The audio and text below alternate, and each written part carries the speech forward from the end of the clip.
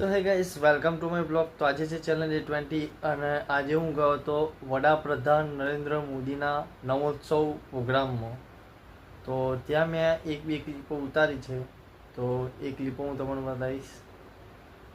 તો જોજો એન્ડ તક અને આપણી ચેનલને લાઈક શેર સબસ્ક્રાઈબ કરો. ભગતસિંહની અજવાળું પૂરતું છે, અંધારાના વવળને કાપે સ્વરોથી તાનસેનના દીપક રાગનો દાહ બુજાવ્યો. આવી લોકવાયકા છે. અને 2014માં દિલ્હી અને દેશનો દાહ ઠારવા ફરી એકવાર વડનગરનો વીર દેશની વારે આવ્યો. હવે સમજાણું? શરીરની હોય કે સત્તાની, દિલ્હીની દાહને વડનગર જ શાતા આપે છે. કેવા હતા એ તાના રેલીના સૂર, જેણે મેઘ મલ્હાર રાગ ગાઈને વાદળો વરસાવ્યા. કે આઝાદી પછીના કેટલાક નેતાઓ આકસ્મિક રીતે ચામડીથી હિન્દુ હતા, એક્સિડેન્ટલ ઇન્ડિયન હતા. દર 100 કિલોમીટરે જે દેશમાં ભાષા બદલાઈ જાય, સંપ્રદાય બદલાઈ જાય, ફૂડ, પહેરવેશ, રીત રિવાજો બદલાઈ જાય, એવા સાંસ્કૃતિક વિવિધતાઓથી ભરેલા રાષ્ટ્રને એક તાતણે એ જ બાંધી શકે જેના હૃદયમાં ઇન્ડિયા નહીં પણ ભારત હોય. ઇન્ડિયા માત કી જય. કેવું લાગે જો કોઈ જય પણ ના બોલે, ફીલિંગ જ ના આવે. ફીલિંગ ક્યારે આવે?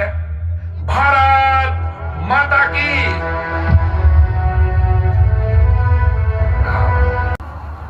उनकी कल्पना से भी बड़ी सजा मिलेगी.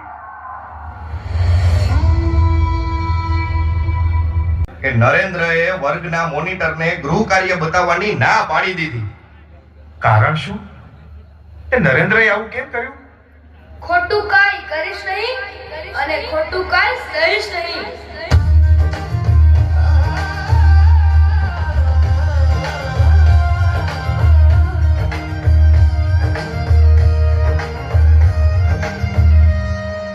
મોટા ભાઈ, લો આ અમદાવાદ પેસેન્જરનો હિસાબ.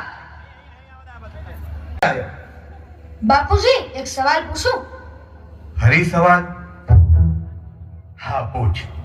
હે બાપુજી, તમને તમારા સાહેબ સોટી મારતા? લો આપો જવાબ.